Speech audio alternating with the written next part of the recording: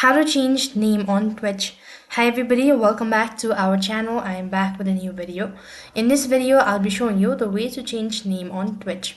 To change your name on Twitch, you could follow these steps. First thing first, go ahead and open up your Twitch account and log into your account.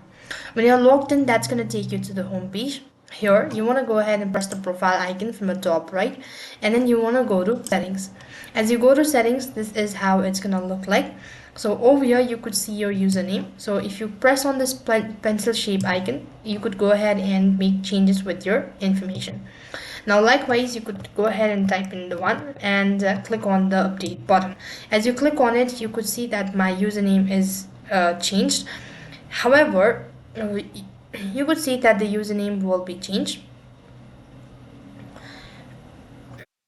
Now click the done button. Now you might be asked to log in once again, but in some cases you could see that my display name, when I actually press on it or type in that, I cannot go ahead and make changes with this.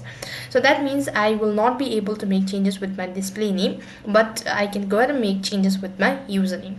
So that's all for this video. I hope the video was helpful. Make sure to like, share and subscribe to our channel. Thank you for watching. See you in the next video.